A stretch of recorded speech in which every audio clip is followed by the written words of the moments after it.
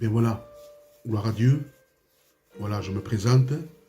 Je suis le pasteur Nino. Et je voudrais, dans cet après-midi, vous raconter l'expérience que j'ai vécue avec Dieu. Vous connaissez la plupart. C'était le mois de mars 2020. C'était le début du coronavirus. Et tout le monde avait peur. On ne connaissait pas ce virus. Ce que je sais que le monde entier était touché par ce virus. Et moi, je vous le dis, j'avais pas peur. Je disais dans mon cœur, non, à moi ça ne me rira pas. Mais voilà que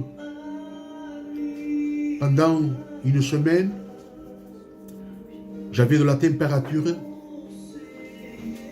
je toussais, j'avais mal à la gorge, et je disais que c'était une angine, que ça allait passer. J'ai pris des antibiotiques, mais ça faisait une semaine déjà et ça passait pas. Donc, ma compagne, elle m'avait supplié d'aller à l'hôpital. Donc, j'ai pris ma voiture tout seul et je lui dis, je reviendrai, je vais à l'hôpital et je reviens. Mais je suis y allé et là-bas on m'a fait des examens. Et là, au bout d'une heure, on m'a mis dans une chambre tout seul. Et là, il y a 3 ou 4 docteurs, 5, ils étaient autour de moi. Et ils étaient en train de me regarder, ils se regardaient eux. Et moi, je les regardais, j'avais un peu peur. Et je disais, mais qu'est-ce qu'ils ont? Pourquoi ils me regardent comme ça? Et là, on me dit, voilà, monsieur, il faut vous endormir. On va vous mettre au coma. J'ai dit, monsieur, mais pourquoi? Pourquoi le coma? Je vais bien, j'ai rien du tout, j'ai un peu de fièvre. Il dit, non, non, monsieur, c'est grave ce que vous avez. On va vous endormir, monsieur. Et là, je vous l'ai dit, j'ai pris peur. J'ai pris peur.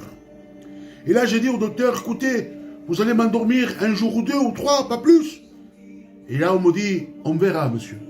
On verra. Et là, ils m'ont endormi. Et je suis resté dans le coma 1 mois et demi. 45 jours de coma.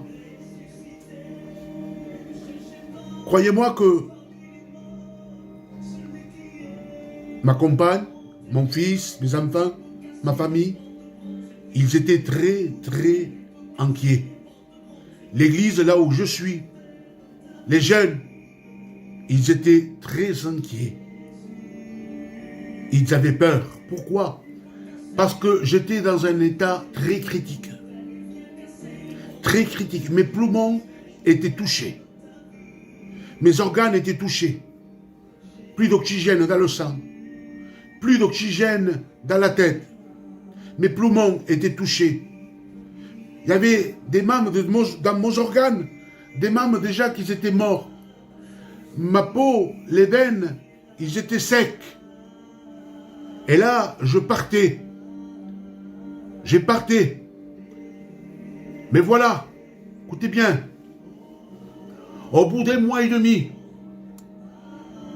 je me suis réveillé. Réveillé de mon coma. Et là, lorsque je me réveillais, je ne me rappelais plus, ni de ma compagne, ni de mes enfants, ni de ma maison. Je ne savais même pas où ce que j'étais. Je me suis réveillé, et là, au bout d'un jour ou 2, je ne me rappelais plus de rien. Mais je me suis revenu. Je me suis enseveli, je me suis rappelé de Jésus, de mon Dieu. Alléluia. Et là, j'ai dit, Seigneur, qu'est-ce que je fais ici? Pourquoi je suis là? Je ne comprends pas. Qu'est-ce que je fais ici?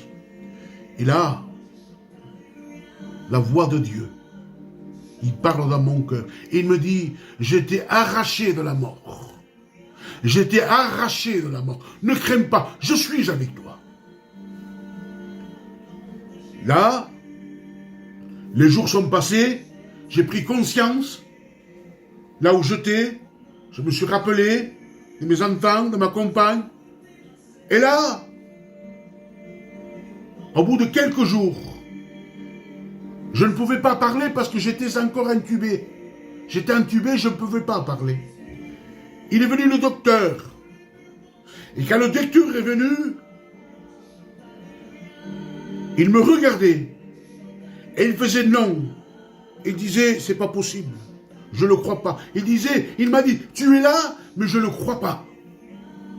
Et là, je le regardais avec un air de l'en dire, mais pourquoi? Et là, il me dit, vous étiez mort. Vous étiez mort.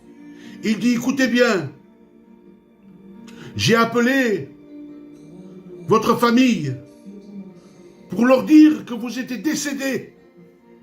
J'ai appelé. Et une fois que j'ai terminé d'appeler, je suis venu dans votre chambre pour vous débrancher. Mais quand je suis rentré dans votre chambre, là, il dit, j'ai regardé et je me suis mis les mains sur la tête. J'étais effrayé, je ne comprenais pas ce qui s'est passé. Je disais, la machine, il dit, la machine du sang qui ne fonctionnait plus, la machine de poumon, de l'oxygène, tout a redémarré. Tout a redémarré. Je n'avais jamais vu cette machine tourner dans cet état. Et il dit, j'ai appelé tous les infirmiers, toutes les infirmières, demandant qui avait touché cette machine. Et tout le monde me disait, on n'a pas touché la machine. On n'a pas touché la machine. Au bout de quelques jours, on m'a enlevé le tuyau, on m'a désentubé. Et là, j'ai vu le docteur. Et j'ai fait signe, docteur, je peux vous parler. Il dit oui. Il dit, je sais qui c'est qui a touché la machine. Et là, avec un air effrayé, il dit, je vais appeler tous les infirmières et tu vas me le montrer qui c'est. J'ai dit, ce n'est pas nécessaire. J'ai dit, je sais, je le connais. Il dit, dites-moi-le, qui c'est? Et j'ai dit, écoutez, celui qui a touché la machine, c'est le doigt de Jésus. C'est Dieu qui a touché. J'ai dit, je suis serviteur de Dieu. Je sers Dieu de tout mon cœur. Et Dieu n'a pas voulu parce qu'il a besoin de moi. Et là, le docteur, il a fait un grand saut, il a sauté dans l'air. Et il regardait les docteurs qui étaient à côté de lui. Il disait, je le savais. Il dit, je le savais, je m'en doutais. Et là, il me dit, écoute bien, vous étiez 20 dans le coma, quand vous étiez au coma, vous étiez 20. Le plus aggravé, c'était vous. Et sur les 20, 19 sont morts. 19, le seul survivant, c'est toi. Il dit, quand je rentrais dans la chambre des patients, je rentrais pour faire les soins, mais il dit, quand je rentrais dans votre chambre, je disais à moi, cet homme n'est pas tout seul. Je sentais qu'il y avait quelqu'un avec vous. Et j'ai dit, c'était Jésus qui était avec moi. C'était Jésus qui était avec moi. Quelques jours après, ça faisait 3 mois. Avec le confinement, ça faisait 3 mois que je ne voyais pas ma compagne et mes enfants. Et là, écoutez bien. J'entends un coup de téléphone, le docteur qui disait, oui, ne vous en faites pas, madame, cet après-midi, à 2h, vous venez, à 14h, vous venez. Et là, le docteur, il dit, monsieur Lazare, il m'a appelé Lazare. J'ai dit, mais, il dit, monsieur Lazare, il y a votre femme qui va venir vous voir. Je dis, monsieur, vous vous trompez, je ne suis pas monsieur Lazare. Il dit, oui, monsieur, je vous appelle Lazare, parce que vous avez ressuscité des morts. Et là, au bout de 3 mois, j'ai vu ma compagne. J'étais heureux. J'ai vu mes enfants. J'étais content, dans la joie. Mais il y avait un autre problème. À force d'être au coma, allongé, mes muscles se sont endormis. J'étais complètement paralysé. Je ne pouvais pas bouger les doigts. Je ne pouvais pas bouger. J'étais complètement paralysé. On était obligé de me donner à manger, de m'allonger, de me lever. Et là, un soir, 11 heures du soir, je m'en souviendrai toujours. Je reçois la visite de Satan. Et là, il vient. Et écoutez bien ce qu'il dit. Il dit, c'est ça ton Dieu? C'est ça ton Dieu? Il t'a donné la vie, d'accord? Mais il dit, mais regarde, il dit, tu es complètement paralysé. Tu ne vas pouvoir plus aller prêcher. Tu ne pourras plus prendre la Bible dans tes mains et lire ta Bible. Quand quelqu'un t'appellera pour prêcher, tu ne pourras pas. Parce que tu es paralysé. Comment tu vas faire?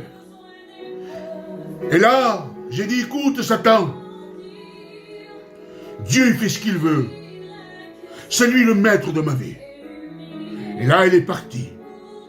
Mais, là, j'ai prié Dieu, j'ai dit, Seigneur, comment je fais? Je suis paralysé. Je ne pourrai pas aller prêcher ta parole, Seigneur. Si tu m'as gardé, si tu m'as donné la vie, c'est parce que j'ai du travail à faire pour toi. Mais comment je ferai? Comment je vais faire? Alors écoutez bien. Minuit. Ma chambre, tout était éteint. La lumière était éteinte. La porte de la chambre était fermée. Et là, je sens la manette ouvrir.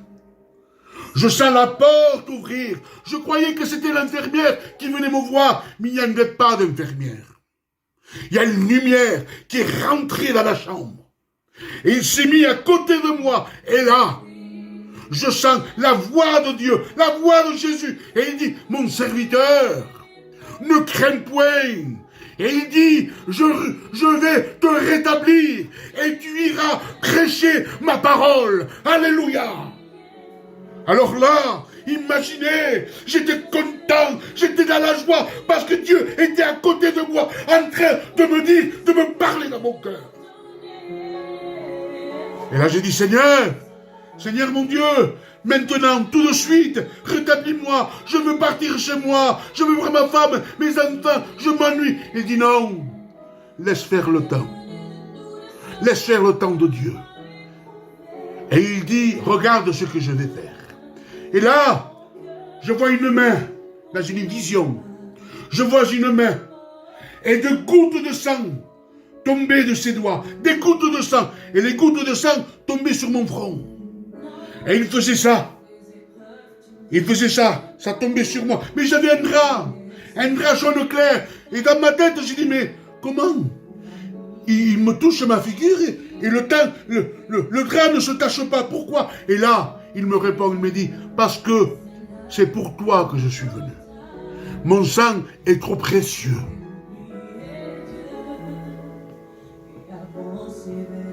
Aujourd'hui, je vais prêcher. Dieu m'a rétabli. Je marche, je bouge mes bras, je vais prêcher, je prends ma Bible, je lis ma Bible. Quelle grâce, Seigneur. Quelle grâce, Dieu. Quel privilège, mon Dieu. Dieu est bon, mon frère. Dieu est bon, ma soeur. Dieu est bon, mon ami. Parce que le Dieu que je possède, c'est ton Dieu. Même si tu n'es pas baptisé, même si tu n'es pas chrétien, c'est ton Dieu. Tu as été créé par Dieu. Dieu t'aime. Dieu veut te sauver. Dieu veut te donner ce que ton cœur désire. Alléluia. Oui, il est le véritable Dieu. Le véritable Dieu. Celui qui a reçu tout pouvoir dans le ciel et sur la terre. Alors, dans cet après-midi, si tu entends ce témoignage, au nom de Jésus, ouvre ton cœur. Ouvre ton cœur. Ouvre ton cœur. Ouvre ton cœur. Fais confiance en Dieu. Aie foi en Dieu. Crois en Dieu. Car il est capable. De la mort, il peut te ramener à la vie. Alléluia. Amen. Il est capable. Je le sais et j'ai fait l'expérience. Alléluia. Je suis là. Je suis ici. Mais ce que je sais, qu'il y a des églises, et je les remercie. Je remercie toutes les églises de France, parce qu'on priait pour moi. Mon église, Mes jeunes à moi ont prié pour moi. Ma compagne a prié pour moi. Mais Dieu a exaucé. Dieu exauce les prières. Dieu exauce les prières. Si tu pries ton Dieu de tout ton cœur, avec un cœur sincère, Dieu répond. Dieu agit. Oui, Dieu agit. Alors, dans cet après-midi, je vais vous laisser avec ce beau témoignage, quelques mots.